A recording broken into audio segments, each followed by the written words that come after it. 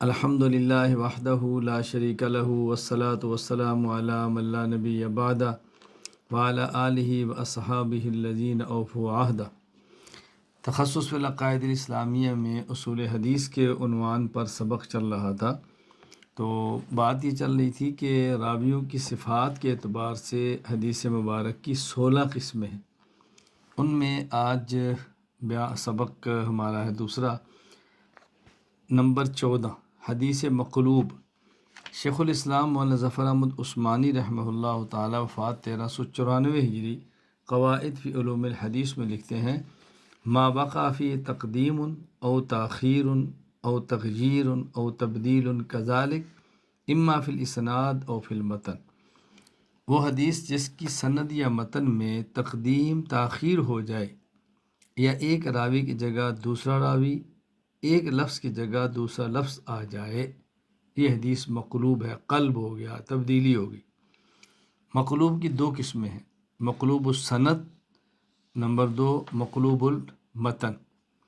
مقلوب السند جس کی سند میں تقدیم و تاخیر یا تغیر و تبدل ہو جائے، یعنی ایک راوی اور اس کے والد کے نام میں تبدیلی ہو جائے، سند آگے پیچھے ہو جائے۔ اس کی مثال سنن ترمذی حدیث نمبر 2682۔ وبی قال حدثنا محمود بن خداش البغدادی قال حدثنا محمد بن یزید الواسطی قال حدثنا عاصم بن رجاء ابن حیوت عن قیس بن کثیر، یہ راوی قیس بن کثیر یاد رکھے۔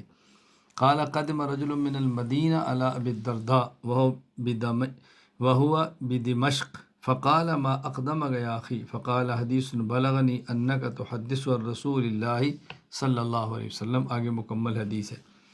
اس حدیث میں جو راوی ہے عن قیس بن کثیر، اصل میں راوی کا نام ہے کثیر بن قیس، اور امام ترمذی رحمۃ اللہ علیہ سے غلطی سے تبدیل ہو گیا اور کثیر بن قیس کو قیس بن کثیر لکھ دیا، چنانچہ اس کی تصریح فرمائی ہے ملا علی بن سلطان محمد القاری الہروی رحمہ اللہ، وفات 1014 ہجری، مرقات المفاتیح شرح مشکات المصابیح کتاب العلم، فرماتے ہیں وسماہ ترمذی اے کثیر ابن قیس ابن کثیر والصحیح انہ کثیر ابن قیس، یعنی کثیر بن قیس کو امام ترمذی رحمۃ اللہ علیہ نے قیس بن کثیر لکھ دیا ہے، حالانکہ راوی کا نام ہے کثیر بن قیس، تو یہ قلب یعنی تبدیلی ہو گئی ہے۔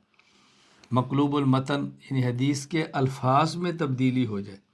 صحیح مسلم باب فضل اخفاء الصدقہ، عن ابی ہریرہ رضی اللہ تعالی عنہ عن النبی صلی اللہ علیہ وسلم قال سبعۃ یظلھم اللہ فی ظلہ یوم لا ظل الا ظلہ، قیامت کے دن 7 آدمیوں کو اللہ کے عرش کا سایہ نصیب ہوگا: الامام العادل وشاب نشأ بعبادۃ اللہ ورجل قلبہ معلق فی المساجد ورجلان تحابا فی اللہ اجتمع علیہ وتفرق علیہ ورجل دعته امرأة ذات منصب وجمال فقال انی خاف اللہ ورجل تصدق بصدقۃ فاخفاها، یہ ہے حدیث کا لفظ جہاں تبدیلی ہوئی ہے، ورجل تصدق بصدقۃ فاخفاها حتی لا تعلم یمینہ ما تنفق شمالہ، حدیث میں لفظ کیا ہے حتی لا تعلم شمالہ ما تنفق یمینہ، یعنی ایک آدمی اس طرح اللہ کے راستے مال صدقہ کرے کہ دائیں ہاتھ سے خرچ کرے اور بائیں ہاتھ کو پتہ نہ چلے، یعنی حتی لا تعلم شمالہ، بائیں ہاتھ کو پتہ نہ چلے کہ دائیں نے کیا خرچ کیا ہے، لیکن تبدیلی کیا ہوگی، اس نے لکھ دیا حتی لا تعلم یمینہ، یعنی دائیں کو پتہ نہ چلے کہ بائیں نے کیا خرچ کیا ہے، تو تبدیلی ہوگی۔ چنانچہ اس کی وضاحت کی ہے علامہ محی الدین ابو زکریا یحییٰ بن شرف النووی رحمہ اللہ، وفات 676 ہجری نے، شرح مسلم نووی میں فرماتے ہیں وَرَجُلٌ تَصَدَّقَ بِصَدَقَةٍ فَأَخْفَاهَا حَتَّى لَا تَعْلَمَ يَمِينُهُ مَا تُنْفِقُ شِمَالُهُ هَكَذَا وَقَعَ فِي جَمِيعِ نُسَخِ مُسْلِمٍ فِي بِلَادِنَا وَغَيْرِهَا وَكَذَا نَقَلَ الْقَاضِي عَنْ جَمِيعِ رِوَايَاتِ نُسَخِ مسلم لا تعلم یمینہ ما تنفق شمالہ والصحیح المعروف، اور درست کیا ہے حتی لا تعلم شمالہ ما تنفق یمینہ، ہاکذا رواہ مالک فی الموطأ والبخاری فی صحیح وغیرہما من الائمۃ الاربعہ۔ تو یہاں متن کے اندر تبدیلی ہو گئی ہے غلطی کی وجہ سے۔ فائدہ، یہ جو سند میں تبدیلی ہوتی ہے یا متن میں تبدیلی ہوتی ہے تو کہتے ہیں کئی وجہ سے ہوتی ہے، یعنی کبھی یہ جو تبدیلی ہوگی غلطی سے، یعنی غلطی لگ گئی ہے اور متن میں تبدیلی ہو گئی، غلطی لگ گئی ہے سند میں تبدیلی ہوگی، اور کبھی تبدیلی ہوگی امتحان کی وجہ سے۔ میں دونوں پر بات کرتا ہوں۔ غلطی ہو جائے سند میں، اس کی مثال سمجھیں۔ المعجم الکبیر للطبرانی حدیث نمبر 17144، بابی قال حدثنا اسحاق بن ابراہیم عن عبد الرزاق عن الثوری عن منصور عن سالم بن ابی الجعد عن رجل من اہل الشام عن مرۃ بن کعب بن مرۃ البہزی، یہ لفظ کیا ہے؟ مرہ بن کعب۔ قلت یا رسول اللہ ای اللیل اسمع، قال جوف اللیل الآخر ثم الصلاة مقبولۃ حتی یطلع الفجر۔ بہترین دعا کے قبول ہونے کا کون سا وقت ہے؟ تو آپ نے فرمایا کہ رات کا آخری حصہ، اور اس کے بعد پھر نماز قبول ہوتی ہے طلوع فجر تک۔ اس میں جو لفظ ہے مرہ بن کعب، اصل میں ہے کعب بن مرہ، اور یہاں تبدیلی ہوگی غلطی سے مرہ بن کعب۔ چنانچہ شیخ طاہر بن صالح بن احمد الجزائری الدمشقی رحمہ اللہ، وفات 1338 ہجری، توجیہ النظر الی اصول الاثر میں لکھتے ہیں ومثال القلب فی الاسناد هو الاکثر قلب کعب بن مرہ الی مرہ بن کعب، کہ کعب بن مرہ کی بجائے مرہ بن کعب جو ہے یہ سند میں غلطی کی مثال ہے کہ غلطی سے تبدیلی ہو گئی۔ متن میں غلطی کی وجہ سے تبدیلی، ابھی صحیح بخاری حدیث نمبر 7449، یہ متن میں غلطی سے تبدیلی ہوئی۔ عن نبی حریرہ رضی اللہ تعالیٰ عنہ عن النبی صلی اللہ علیہ وسلم قال اختصمت الجنت والنار الی ربہما، جنت اور جہنم دونوں اپنے رب کے سامنے جھگڑا کریں گے۔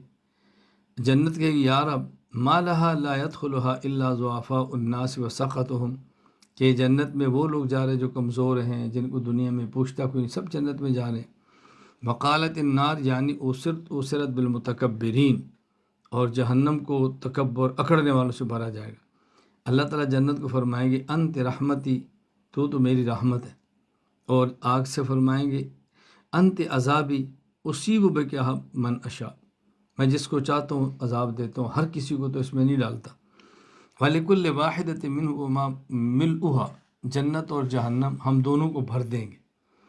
فَأَمَّا الْجَنَّةُ فَإِنَّ اللَّهَ لَا يَظْلِمُ مِنْ خَلْقِهِ أَحَدًا، توجہ رکھنا، البتہ جو جنت ہے اللہ تعالیٰ اپنی مخلوق میں سے کسی پر ظلم نہیں کرتے۔ یہاں لفظ کیا ہے؟ وَإِنَّهُ يُنْشِئُ لِلنَّارِ مَن يَشَاءُ فَيُلْقُونَ فِيهَا، اللہ ایک مخلوق کو پیدا کریں گے اور اس کو پھر جہنم میں ڈالیں گے اور جہنم کو بھر دیں گے۔ یہ لفظ یہاں پر ہے، اور یہ تبدیلی ہے۔ اصل لفظ آگے آ رہا ہے، اصل لفظ کیا ہے کہ اللہ تعالیٰ جنت کے لیے ایک مخلوق کو پیدا کریں گے جس سے جنت کو بھر دیں گے، اور یہاں کیا گیا جہنم کے لیے مخلوق کو پیدا کریں گے جس سے جہنم بھر دیں گے۔ کہتے ہیں پھر تقول حل من مزید، جہنم کے لیے اور چاہیے 3 مرتبہ، حتی یضع فیہا قدما، یہاں تک اللہ اس پہ اپنا قدم رکھیں گے۔ یہ قدم اللہ کی تجلی ہے، سے مراد یہ جسم کا قدم اور پاؤں نہیں ہے، یہ بھر جائے گی۔ وَيُرَدُّ بَعْضُ إِلَىٰ بَعْضٍ وَتَقُولُ قَطْ قَطْ قَطْ، اب یہ جو لفظ ہے نا وَإِنَّهُ يُنْشِئُ لِلنَّارِ مَن يَشَاءُ، کہ اللہ تعالیٰ جہنم کے لیے کوئی مخلوق پیدا کریں گے اور وہ جہنم کے اندر ڈال دیں گے، یہ ہے تبدیلی۔ چنانچہ حضرت صحیح بخاری حدیث نمبر 7384 تصریح ہے، حضرت امام بخاری رحمہ اللہ فرماتے ہیں، انس رضی اللہ تعالیٰ عنہ رسول اکرم صلی اللہ علیہ وسلم آیت نقل فرمائی، لا یزال یلقا فیہا، مسلسل اس میں ڈالا جائے گا جہنم میں، وتقول حل من مزید، جنت کے گی اور حتی یضع فیہا رب العالمین قدما، یہاں تک اللہ تعالیٰ قدم کو جہنم میں رکھ دیں گے۔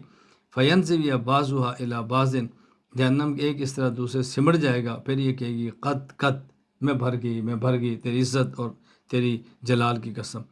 بلا تزال الجنہ تفضل حتی ینشئ، اللہ اکبر، اور فرمایا کہ جنت میں جگہ باقی رہ جائے گی یہاں تک کہ اللہ جنت کے لیے ایک مخلوق کو پیدا فرمائیں گے، فیسکنہم فضل الجنہ، اور اللہ تعالیٰ جنت کے باقی سے اس مخلوق کو ڈال کے جنت کو بھر دیں گے۔ یہاں امام حافظ ابو الفضل شہاب الدین احمد بن علی ابن حجر عسقلانی رحمہ اللہ فات 852 ہجری فتح الباری شرح صحیح بخاری میں لکھتے ہیں، قال ابو الحسن القابسی المعروف فی هذا الموضع ان اللہ ينشئ للجنت خلقا، اللہ تعالیٰ جنت کے لیے ایک مخلوق کو پیدا کریں گے، وَأَمَّا النَّارُ فَيَضَعُ فِيهَا قَدَمًا، یعنی جنت مطالبہ کرے گی اور بندے تو اللہ ایک مخلوق پیدا کر کے جنت میں ڈال دیں گے، اور جہنم کہے گی اور بندے، اللہ جہنم میں کسی کو ڈالے گی نہیں۔ کیوں؟ کسی شخص کو نعمت دیں بغیر کسی وجہ کے تو کرم ہے، اور کسی کو عذاب دے دے بغیر وجہ کے تو ظلم ہے۔ اس لیے کوئی مخلوق پیدا کر کے جہنم میں نہیں ڈالیں گے، جہنم پہ اپنے تجلی قدم کو ڈالیں گے، جہنم اس سے بھر جائے گی۔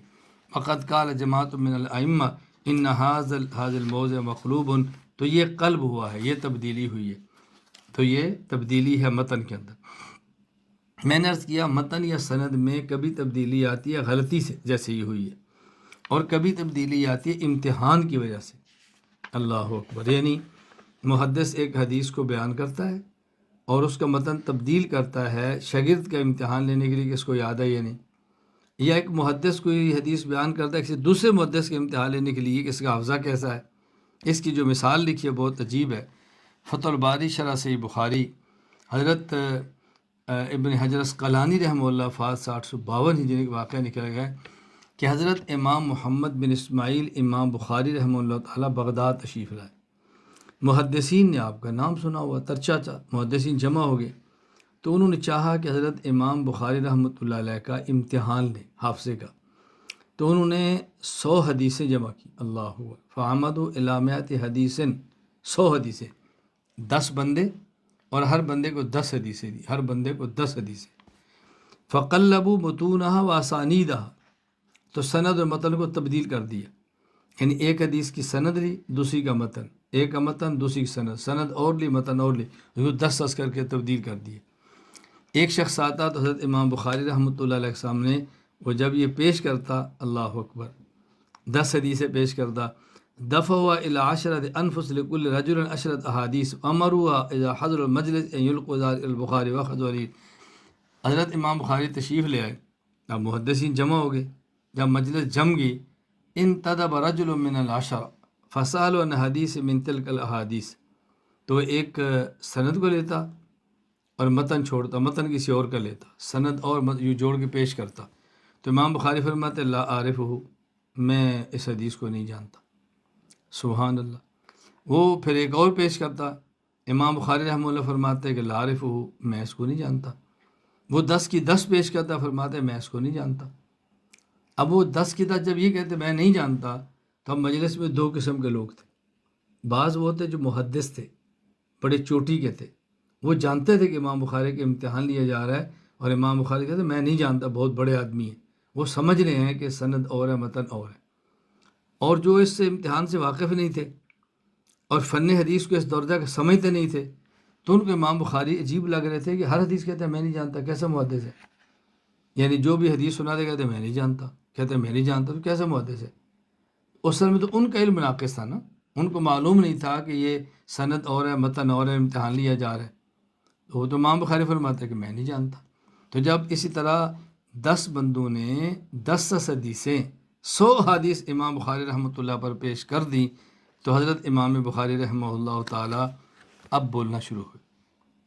اللہ، امام بخاری فرماتے ہیں اما حدیثک الاول، پہلے کو مخاطب کیا، اما حدیثک الاول فقلت کذا وصوابہ کذا، تو نے پہلی حدیث پڑھی تھی، اس کی سند یہ تھی، متن یہ تھی، یہ غلط ہے۔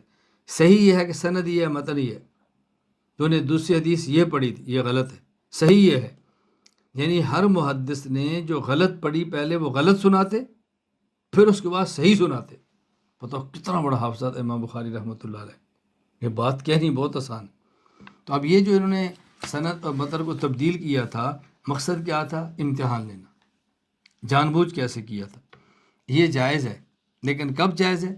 یہ اس وقت جائز ہے کہ جب اسی مجلس میں وضاحت کر دی جائے کہ یہ جو سند متن کو تبدیل کی اس کا مقصد امتحان تھا۔ اگر اس مجلس میں وضاحت نہیں کریں گے تو لوگ سمجھیں گے شاید وہ حدیث اور ہے، یہ غلط ہے یا وہ غلط ہے، وضاحت کرنا ضروری ہے۔ نمبر 15 مصحف۔ حدیث مصحف کیسے کہتے ہیں؟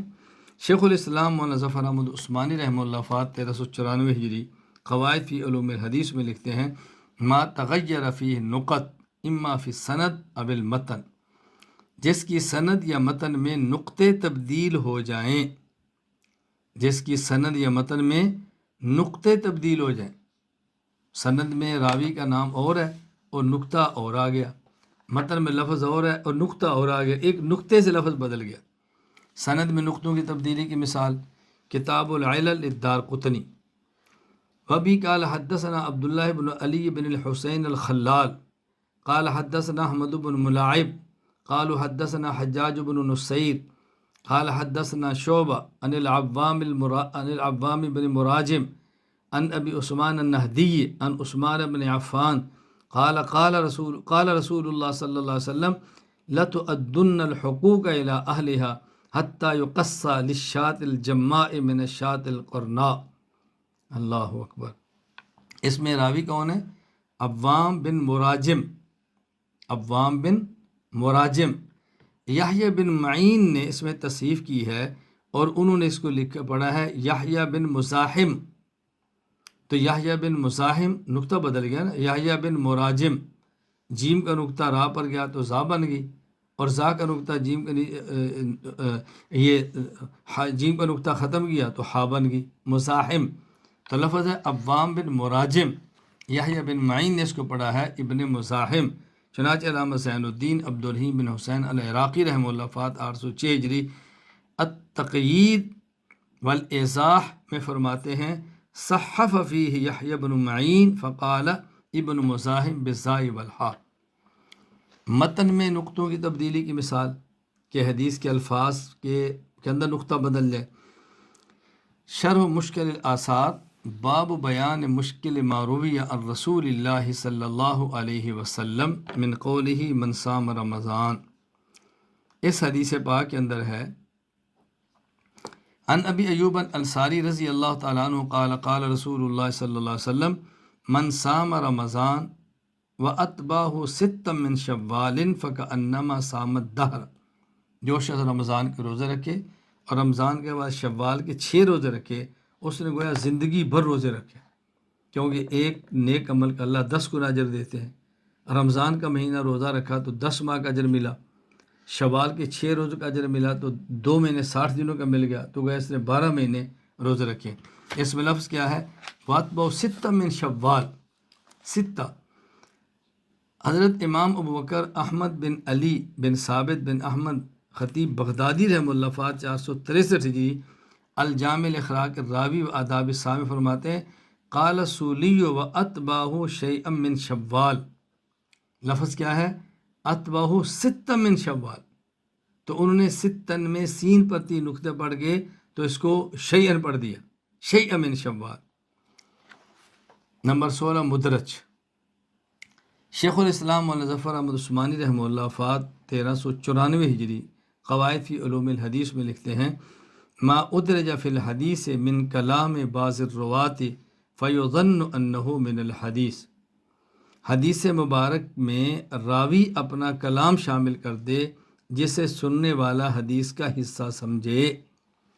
حدیث کے متن میں راوی اپنا کلام پیش کرے، سننے والا سمجھے کہ حدیث ہے، حالانکہ وہ حدیث نہیں ہوتی بلکہ راوی کے اپنے الفاظ ہوتے ہیں۔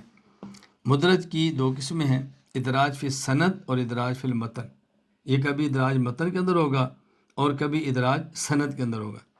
ادراج فی سند کی مثال سمجھیں، یعنی 2 متون الگ الگ ہوں، 2 متون الگ الگ سند سے ہوں، کوئی راوی ان کو ایک ہی سند سے بیان کر دے، ایک متن الگ سند سے، دوسرا متن الگ سند سے، اور سند ایک لے اور متن دونوں اکٹھے کر دے۔ اس کی مثال سمجھے۔ التمہید لما فی الموطأ من المعانی والاسانید میں حدیث ہے وابی قال اخبرنا احمد بن فتح وعبد الرحمن بن یحییٰ قال حدثنا حمزة بن محمد الکنانی قال حدثنا اسحاق بن ابراہیم بن جابر قال حدثنا سعید بن ابی مریم قال حدثنا مالک عن ابن شہاب عن انس بن مالک رضی اللہ عنہ ان رسول اللہ صلی اللہ علیہ وسلم قال لا تباغضوا ولا تحاسدوا ولا تدابروا ولا تنافسوا وکونوا عباد اللہ اخوانا۔ اللہ کے نبی صلی اللہ علیہ وسلم فرمایا، لوگو لا تباغضوا، ایک دوسرے سے بغض نہ رکھو، ولا تحاسدوا، ایک دوسرے سے حسد نہ کرو، اور ولا تدابروا، قطع تعلق مت کرو، ولا تنافسوا، ایک دوسرے کو نیچا دکھانے کی کوشش نہ کرو، وکونوا عباد اللہ، اللہ کے بندے بن کے رہو۔ اب یہ جو لفظ ہے نا ولا تنافسوا، یہ اس سند سے نہیں ہے، یہ اور سند سے ہے۔ وہ سند ہے عبد الرحمن بن اسحاق عن زہری عن انس، تو اس میں تنافسو کے بغیر ہے، دوسری سند میں تنافسو ہے، تو انہوں نے دو متن کو لیا اور سند ایک لگا دی، تو اسے کہتے ہیں کہ یہ ادراج فی السند ہوا ہے۔ چنانچہ امام ابو عمر یوسف بن عبداللہ ابن عبد البر القرطبی المالکی رحمہ اللہ، وفات 463 ہجری، التمہید لما فی الموطا من المعانی والاسانید میں لکھتے ہیں، قال حمزہ لا اعلم احدا قال فی هذا الحدیث یا مالک ولا تنافسوا غیر سعید بن ابی مریم وقد رواز اللفظ ولا تنافسوا عبد الرحمن بن اسحاق عن زہری عن انس۔ تو حضرت مالک سے لا تنافسوا سعید بن ابی مریم کے علاوہ کوئی نقل نہیں کرتا، اور یہ لفظ جو ہے لا تنافسوا کا عبد الرحمن عن زہری عن انس کی سند کے اندر ہے، لیکن انہوں نے ایک جگہ پہ اکٹھا کر دی۔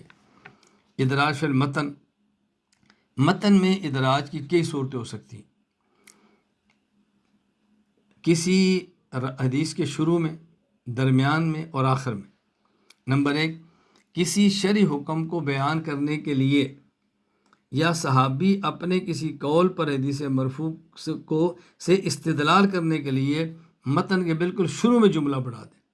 اس کی مثال سمجھیں، توجیہ النظر الی اصول العصر میں ہے، عن ابی ہریرہ رضی اللہ تعالی عنہ انہ قال قال رسول اللہ صلی اللہ علیہ وسلم اسبغ الوضوء ویل للعقاب من النار۔ اصل حدیث کیا ہے؟ ویل للعقاب من النار، جن کی ایڑیاں خشک ہیں ان کو جہنم کا عذاب ہوگا۔ اصل حدیث یہ ہے۔ حضرت ابو ہریرہ نے فرمایا اسبغ الوضوء، اے لوگو وضو مکمل کرو، اعضاء کو اچھی طرح دھویا کرو۔ کیوں؟ آگے اللہ کے نبی کا ارشاد ہے۔ تو اسبغ الوضوء ابو ہریرہ کا اپنا جملہ ہے، لیکن جس کو نہیں پتا وہ سمجھے گا شاید یہ رسول اللہ صلی اللہ علیہ وسلم کی حدیث ہے۔ چنانچہ امام ابو عبداللہ محمد بن اسماعیل بخاری رحمہ اللہ، وفات 256 ہجری، صحیح بخاری حدیث میں 165 وضاحت کی ہے۔ کہتے ہیں ابی قال حدثنا آدم بن ابی ایاس قال حدثنا شعبہ قال حدثنا محمد بن زیاد قال سمعت ابا ہریرہ وکان یمر بنا والناس یتوضؤون من المطہرہ، حضرت ابو ہریرہ گزرے تو لوگ لوٹا یا مشک کسی سے وضو کر رہے تھے، آپ نے فرمایا اسبغ الوضوء، اللہ وضو اچھی طرح کرو۔ آگے فرمایا فإن ابا القاسم صلی اللہ علیہ وسلم قال، اس لیے کہ حضور نے فرمایا ہے ویل للعقاب من النار، تو وضاحت ہوگی کہ اسبغ الوضوء ابو ہریرہ کا اپنا جملہ ہے اور نبی پاک صلی اللہ علیہ وسلم کا جملہ ویل للعقاب من النار ہے۔ حدیث کے درمیان کسی لفظ کا معنی بیان کرنے کے لفظ کو ذکر کر دینا، یہ بالکل درمیان میں اضافہ ہوتا ہے۔ اس کی مثال آپ سمجھیں، صحیح بخاری کتاب بدء الوحی، ام المومن امی عائشہ رضی اللہ تعالیٰ عنہ فرماتی ہیں اول ما بدأ به رسول اللہ صلی اللہ علیہ وسلم من الوحی الرؤیا الصالحہ فی النوم، نبی پاک صلی اللہ علیہ وسلم نے جب اعلان نبوت فرمایا تو ابتدائی طور پہ آپ کو اچھے اچھے خواب دکھائے جاتے، نبی کی خواب وہی ہوتی ہے۔ فکان لا یرا رؤیا الا جاءت مثل فلق صبح، تو آپ جو خواب دیکھتے وہ ایسے سچی ہوتی جیسے صبح کی روشنی سچی ہوتی ہے۔ ثم حب باری خلا، پھر آپ کو خلوت میں رہنا بہت پسند ہو گیا۔ وکان یخلو بغار حراء، نبی پاک صلی اللہ علیہ وسلم پھر غار حراء میں خلوت میں اکیلے رہتے، فیتحنس فیہ اللیالی ذوات العدد قبل ان ینزل الی اہلہ، تو آپ گھر آنے سے پہلے مسلسل کئی دن وہاں پہ رہتے، کئی دن، ظاہر جو کئی دن رہتے تو عبادت کرتے تھے نا، تو فیتحنس فیہ اللیالیہ، کئی راتیں آپ اس غار میں گزار دیتے، فیتحنس فی اللیالی کے درمیان میں، وہو التعبد، زہری نے جملہ بڑھا دیا کہ وہ کیا تھا، کئی راتیں وہاں رہ کے عبادت کیا کرتے تھے۔ وہو التعبد کا لفظ یہ راوی کا اپنا لفظ ہے، چنانچہ امام حافظ ابو الفضل شہاب الدین احمد بن علی بن حجر اسقلانی رحمہ اللہ وفات 852 ہجری فتح الباری شرح صحیح بخاری فرماتے ہیں وَهُوَ التعبد هذا مدرج فی الخبر ومن تفسیر الزہری کما جذب به طیبی۔ علامہ طیبی نے صراحت کی ہے کہ یہ تعبد کا لفظ حضرت زہری کا ادراج ہے، اضافہ ہے، یہ عائشہ رضی اللہ تعالیٰ عنہ کا جملہ نہیں ہے۔ کبھی ادراج حدیث مبارک کے بالکل آخر کے اندر ہوتا ہے۔ اس کی مثال صحیح بخاری باب العبد اذا احسن عبادت ربہ ونسى سیدہ۔ حضرت زہری فرماتے ہیں میں نے سعید بن مسیب سے سنا، وہ کہتے ہیں ابو ہریرہ رضی اللہ تعالیٰ عنہ فرمایا رسول اللہ صلی اللہ علیہ وسلم فرمایا للعبد المملوک الصالح اجران، وہ غلام جو نیک ہو اس کو 2 اجر ملتا ہے، غلامی بھی کرتا ہے اور غلامی میں عبادت بھی کرتا ہے، 2 اجر۔ آگے ابو ہریرہ فرماتے ہیں والذی نفسی بیدی لولا الجہاد فی سبیل اللہ والحج وبر امی لاحببت ان اموت وانا مملوک، اگر اللہ کے راستے میں جہاد نہ کرنا ہوتا اور حج نہ کرنا ہوتا اور میرے اوپر میری ماں کی خدمت نہ ہوتی تو میں قسم اٹھا کر یہ بات کہہ رہا ہوں کہ مجھے زیادہ پسند تھا کہ میں غلام ہوتا اور غلامی کی حالت میں مر جاتا۔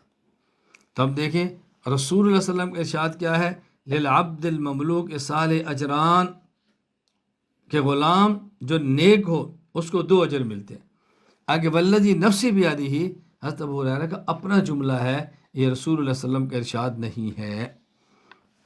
چنانچہ حافظ شہاب الدین احمد بن علی ابن حجر اسقلانی رحمہ اللہ وفات 852 ہجری فتح الباری میں لکھتے ہیں بجزمت داودی وابن بطال وغیر واحد بن ذالک مدرج من قول ابی ہریرہ، یہ ابو ہریرہ کا اپنا جملہ ہے۔ ویدل علیہ من حیث المعنی قول وبر امی، اس پہ دلیل کیا ابو ہریرہ کا اپنا جملہ ہے۔ ابو ہریرہ فرماتے ہیں لولا الجہاد فی سبیل اللہ والحج وبر امی، اگر میری ماں کی خدمت میرے ذمہ نہ ہوتی تو رسول اللہ صلی اللہ علیہ وسلم کی والدہ تو تھی نہیں، وہ تو فوت ہو چکی تھی۔ یہ جو کہتے ہیں میری ماں، تو معلوم ہوتا ہے حضور کا ارشاد نہیں، ابو ہریرہ کا اپنا جملہ ہے۔ وَبِرُّ أُمِّي فَإِن لَّمْ يَكُن لِّلنَّبِيِّ صلی اللہ علیہ وسلم حِينَئِذٍ أُمٌّ يَبُرُّهَا، اس وقت رسول صلی اللہ علیہ وسلم کی والدہ محترمہ نہیں تھی جن کی آپ نے خدمت کرنی ہوتی۔ اچھا، پھر یہ جو ہم نے کہا کہ ابو ہریرہ کا اپنا جملہ ہے، اس میں صراحتاً نقلی دلیل بھی موجود ہے۔ یہ تو ہم نے استدلال کیا نا کہ ابو ہریرہ فرماتا ہے وَبِرُّ أُمِّي، میری ماں کی خدمت اگر نہ میرے ذمہ ہوتی تو رسول اللہ صلی اللہ علیہ وسلم کی والدہ سو تھی نہیں، تو معلوم ہو کہ ابو ہریرہ کا جملہ رسول اللہ صلی اللہ علیہ وسلم کا نہیں ہے۔ یہ تو ہم نے عقلی استدلال کیا نا، تو صریح دلیل بھی موجود ہے کہ حضرت ابو ہریرہ رضی اللہ تعالیٰ کا اپنا جملہ ہے، رسول اللہ صلی اللہ علیہ وسلم کا نہیں ہے۔ وہ حدیث ہے صحیح مسلم حدیث نمبر 1665۔ حضرت ابو ہریرہ فرماتے ہیں رسول اللہ صلی اللہ علیہ وسلم فرمایا للعبد المملوک المصلح اجران، وہ غلام جو اصلاح اپنی یعنی نیک ہو، عبادت کرتا ہو، اس کو 2 اجر ملے گا۔ آگے فرماتے ہیں والذی نفس ابی ہریرہ بیدہ، قسم اس ذات کی ابو ہریرہ کی جس کے قبضہ قدرت میں جان ہے۔ تو صراحت ہے والذی نفس ابو ہریرہ، والذی نفس ابی ہریرہ، اگر یہ رسول اللہ صلی اللہ علیہ وسلم کا ارشاد ہوتا تو کہا جاتا والذی نفس محمد بیدہ، ابو ہریرہ نہ کہا جاتا۔ یہاں یہ بات ذہن نشین فرما لیں کہ یہ جو ہم نے کہا کہ ادراج ہوتا ہے کبھی سند میں، کبھی متن میں، کبھی متن کے شروع میں، کبھی درمیان میں، کبھی اخیر میں، یہ ایک ایسی چیز ہے کہ محض قیاس سے اور اپنی رائے سے نہیں کہہ سکتے، اس پر ایک صریح دلیل ہونی چاہیے کہ یہ ادراج کہاں سے ہے، اس پہ دلیل کیا ہے کہ ادراج ہے۔ یہ بات اچھی طرح ذہن نشین فرما لیں۔ تو یہ صرف گمان سے ثابت نہیں ہوتا۔ اب یہ ادراج ثابت کیسے ہوگا؟ اس کے کئی طریقے۔ نمبر 1، کسی اور روایت میں اصل متن اور اضافہ شدہ کلام کو الگ الگ ایک دوسرے سے ممتاز بیان کیا گیا ہو، یعنی جو حدیث ہمارے سامنے ہے اس میں تو الگ الگ نہیں کیا جس سے ثابت ہو کہ یہ حدیث مرفوع ہے اور یہ ادراج ہے، لیکن اس کے علاوہ کوئی حدیث موجود ہو کہ جس میں دونوں کو الگ الگ صراحتاً بیان کیا گیا ہو۔ جس کی مثال سمجھیں، توجیہ النظر الی سورۃ العصر میں حدیث مدرج ہے۔ ابو ہریرہ فرماتے ہیں رسول اللہ صلی اللہ علیہ وسلم فرمایا، اچھا قال رسول اللہ صلی اللہ علیہ وسلم، آگے کیا ہے؟ اسبغ الوضوء ویل للعقاب من النار۔ یہاں معلوم ہوتا ہے کہ اسبغ الوضوء ویل للعقاب من النار مکمل حضور کے الفاظ ہیں، حالانکہ اسبغ الوضو حضرت ابو ہریرہ کے ہیں، اور ویل للعقاب من النار نبی پاک صلی اللہ علیہ وسلم کے ہیں۔ اس پہ دلیل کیا ہے؟ اس پہ دلیل یہ ہے کہ صحیح بخاری میں صراحتاً موجود ہے کہ اسبغ الوضو ابو ہریرہ کا ہے، اور ویل للعقاب نبی پاک صلی اللہ علیہ وسلم کا ارشاد ہے، الگ الگ ذکر کیا گیا ہے۔ چنانچہ صحیح بخاری حدیث نمبر 165 امام بخاری فرماتے ہیں کہ حضرت ابو ہریرہ سمعت ابا ہریرہ وکان یمر بنا والناس یتوضؤون من المطہرہ، محمد بن زیاد فرماتے ہیں ابو ہریرہ ہمارے پاس سے گزرے، لوگ وضو کر رہے تھے، آپ نے فرمایا اسبغ الوضو، اے لوگو وضو اچھی طرح کرو، مکمل اعضاء کو دھو، کیوں؟ فإن ابا القاسم صلی اللہ علیہ وسلم قال ویل للعقاب من النار، کیونکہ حضور نے فرمایا ہے کہ جو ایڑی کا حصہ خشک رہ گیا وہ جہنم کی آگ میں جائے گا۔ اب یہ صراحتاً ہے، حضرت ابو ہریرہ کا لفظ الگ آیا اور نبی پاک صلی اللہ علیہ وسلم کے جملے کو الگ نقل کیا۔ یا کوئی جو محدث ہے، ماہر ہے فن کا، وہ صراحت کرے کہ جملہ مدرج ہے، اس کی مثال سمجھیں۔ جس طرح سنن دارقطنی کے اندر روایت موجود ہے کہ حضرت بصرہ بنت صفوان کہتی ہیں میں نے رسول اللہ صلی اللہ علیہ وسلم کو سنا کہ آپ نے فرمایا من مس ذکرہ او انثییہ او رفغیہ فلیتوضأ، جس شخص نے اپنے چھوٹے پیشاب کے حصے کو چھوا، ہاتھ لگایا، یا جس شخص نے اپنے خصیتین کو ہاتھ لگایا، یا جس شخص نے اپنے جسم کے نیچے کے اس حصے کو جہاں میل لگی ہے اس کو ہاتھ لگایا، اس کو چاہیے کہ وضو کرے۔ اب دیکھو یہاں سے معلوم ہوتا ہے کہ یہ تینوں چیزیں نبی پاک صلی اللہ علیہ وسلم نے فرمائی ہیں، بظاہر یہ معلوم ہوتا ہے، لیکن اس روایت میں ان سے یہی ہے اور رفغی ہے، یہ راوی کا ادراج ہے، یہ جملہ راوی کا اضافہ ہے۔ اس پر دلیل کیا ہے؟ امام ابو الحسن علی بن عمر بن احمد بن مہدی البغدادی الدارقطنی رحمۃ اللہ علیہ جو اس حدیث کو اپنی سنن کے اندر لائے ہیں، ان نے خود وضاحت کی ہے، فرماتے ہیں وَوَاهِمَا فِي ذِكْرِ الْأُنْثَيَيْنِ وَالرَّفْغِ وَإِدْرَاجِهِ ذَلِكَ فِي حدیث بصرہ، فرماتے ہیں اس روایت کو قضا رواہ عبدالحمید بن جعفر عن ہشام، اس حمید کو روایت کو عبدالحمید بن جعفر نے ہشام سے روایت کی ہے، اور ان کو انثیین اور الرفع کے ذکر کرنے میں اور اس کے ادراج میں وہم ہو گیا ہے عن النبی صلی اللہ علیہ وسلم، والمحفوظ ان ذلك من قول عروہ غیر مرفوع، اور صحیح بات یہ ہے کہ حضرت عروہ کا یہ اپنا جملہ ہے، حضرت عروہ کا یہ اپنا قول ہے، یہ رسول اکرم صلی اللہ علیہ وسلم کا ارشاد نہیں ہے۔ راوی خود اقرار کرے کہ یہ میں نے اضافہ کیا، یہ میرا جملہ، خود اقرار کرے۔ اس کی مثال مسند احمد حدیث نمبر 3811، حضرت ابو وائل فرماتے ہیں حضرت عبداللہ بن مسعود رضی اللہ تعالیٰ عنہ نے فرمایا میں نے رسول اللہ صلی اللہ علیہ وسلم سے سنا کہ آپ نے فرمایا من جعل للہ ندن جعلہ اللہ فی النار، جو شخص اللہ کا شریک ٹھہرائے اللہ اس کو جہنم میں ڈالیں گے۔ آگے حضرت عبداللہ فرماتے ہیں وَأُخْرَى أَقُولُهَا لَمْ أَسْمَعْهُ مِنْهُ، اور ایک جملہ اور ہے جس کو میں نے رسول اللہ صلی اللہ علیہ وسلم سے نہیں سنا، میں خود کہتا ہوں من مات لا یجعل للہ ندا ادخلہ اللہ الجنہ، جو شخص اس طرح فوت ہو گیا اس نے اللہ کے ساتھ کسی کو شریک نہ ٹھہرایا، اس کو اللہ جنت میں داخل فرمائیں گے۔ تو عبداللہ بن مسعود خود فرما رہے ہیں نا، یہ جملہ اللہ کے نبی نے فرمایا اور یہ جملہ میرا ہے، تو راوی نے خود وضاحت کر دی کہ میرا جملہ ہے، یہ رسول اکرم صلی اللہ علیہ وسلم کا ارشاد نہیں ہے۔ تو اب اس کو کہیں گے کہ راوی نے خود وضاحت کر دی ہے۔ تو یہ میں نے آپ کے سامنے قرائن پیش کیے ہیں کہ کہاں جا کر ادراج ثابت ہوگا، صرف وہم اور گمان سے ثابت نہیں ہوتا۔